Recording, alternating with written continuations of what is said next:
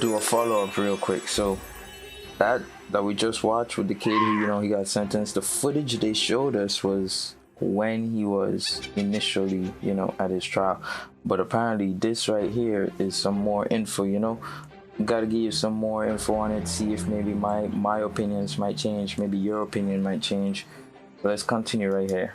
I both have covered, unfortunately, too many of these school shootings. It never ceases to amaze me staring at a teenager. He was 15 at the time. He's 16 now. Looking at that teenager admitting to acts of murder, you know, and saying yes, sir, to the judge, and, you know, looking like a regular teenager.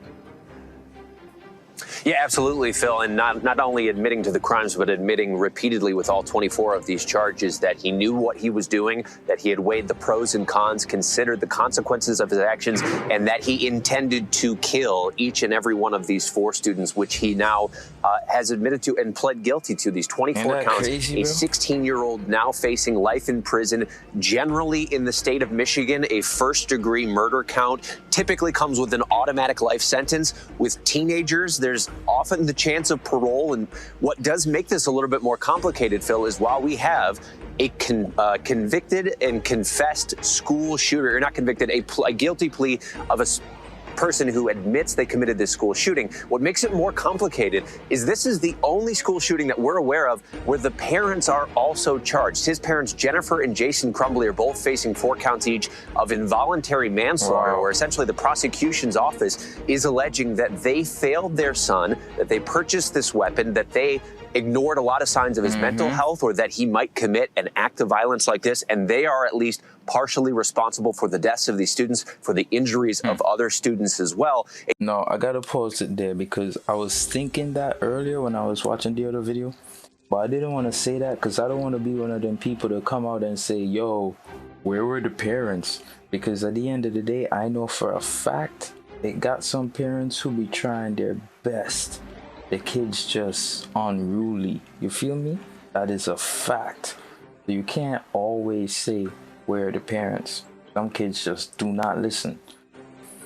But like I was pointing out, the hand gestures, the facial structures, the features, it's obvious that this kid was suffering from some sort of mental disability. Something is not entirely wired properly up here. It's obvious. You can see it in his entire structure, his stance, whatever. So I get this. I get this. And I feel like, yeah, maybe the judicial system is right here, because if you see your child like this, you should not be letting them have access to weapons. He probably was playing shooting games all the time. Like, you could see that that kid was just lost, bro. To sum it all up, lost, bro. And unfortunately, through his parents, indirectly, like their actions indirectly facilitated this. You know, that's tragic. That's so tragic. And I mean, they never planned for this. But like, damn, bro. And you actually heard today in court what sounded a bit like the prosecution's office building their case. At the end of all those questions of whether or not Ethan Crumbley knew what he was doing when he killed these students, they also asked whether or not the parents bought the gun that was used in the shooting and whether or not it was locked. They said, is it true that it was unlocked at home when you took it? And Ethan Crumbley confirmed it was unlocked. And I can only think that the purpose of asking that question in a hearing today for Ethan Crumbley is to get that on the record, because I know that the parents have disputed that fact. And I can remember Jason Crumbley, his father, in an earlier hearing when the prosecutor says the gun was unlocked at home, he aggressively shook his head no. Now they have his own son in this hearing today saying that the gun that was used was almost readily accessible to him. And so this is not the last that we're going to be hearing about this school shooting. We, of course, now have the sentencing for Ethan Crumbley, but there's still a lot of questions here and a lot of family members and this giant community that really want to get some more answers here in this school shooting, Phil. Yeah, and Trevor, when we're talking about answers, when most school shootings happen, people look to the parents first off. And did you see any signs? What could you have done differently? The prosecutor in this case, alleges that the parents bought the gun, that the parents went to the range and shot with this this teenage mass shooter.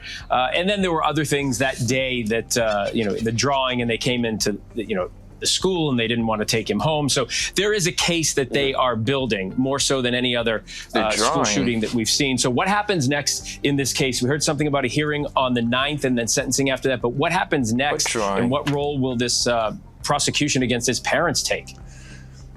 Sure. So what we're waiting on for Ethan Crumbley as his sentencing hearing, that's probably not going to happen until next year. And then James and Jennifer Crumbley, as of now, are scheduled to be tried together as a pairing. And that has been pushed back to January, at least for right now, for their involuntary manslaughter hearings. They have aggressively denied any role here. They feel like these charges are unprecedented, that there's no legal bearing for them to be charged, and that this is the first school shooting where this has been the case.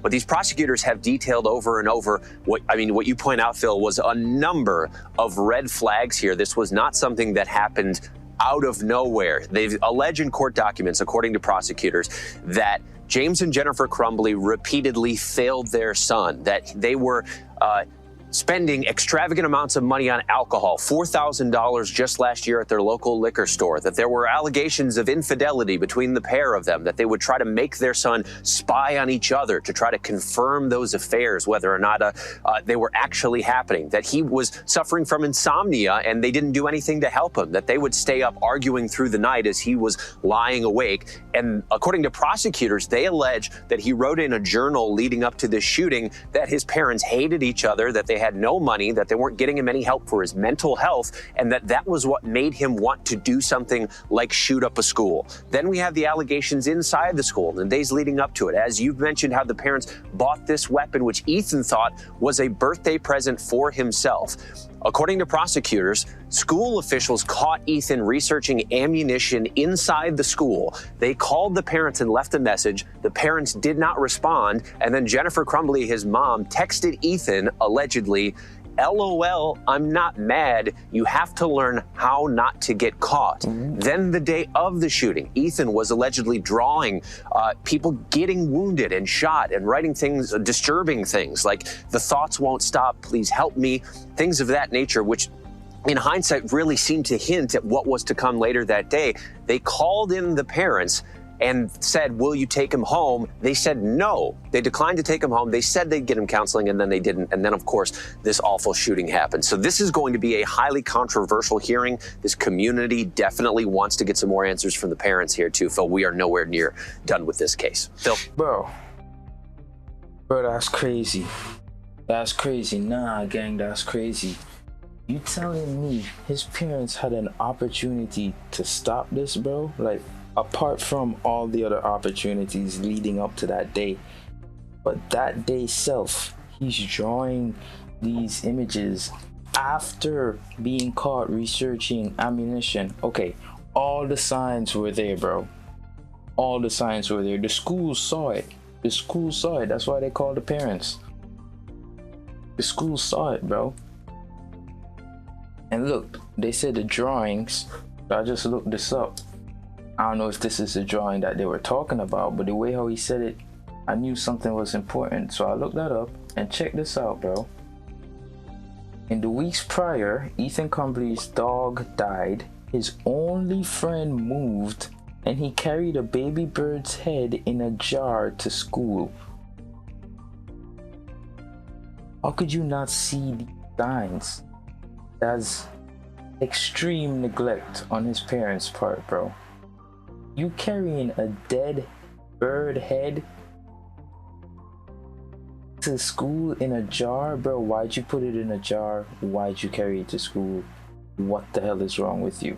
You feel me, bro? Like, if you want to read this, you know, Detroit news, whatever, or you could just type in Ethan Crumbley drawing. You can find some information on it.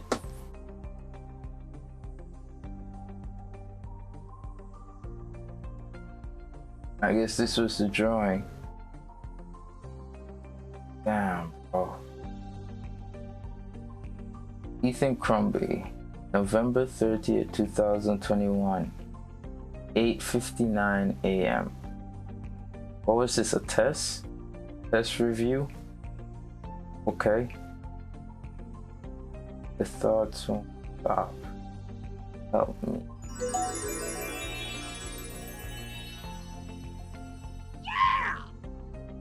Blood everywhere. Oh my goodness. My life is useless.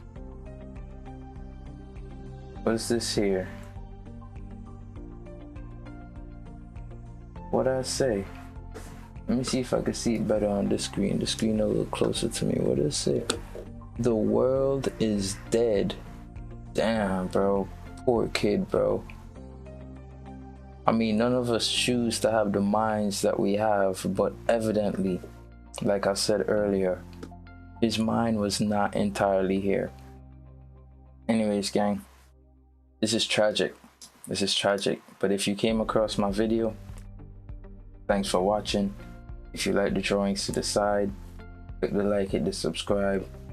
RIP and condolences to the lost ones and their family, respectfully. I hope they get some justice, whatever they can get. And I don't know, bro. This whole thing is just sad, bro.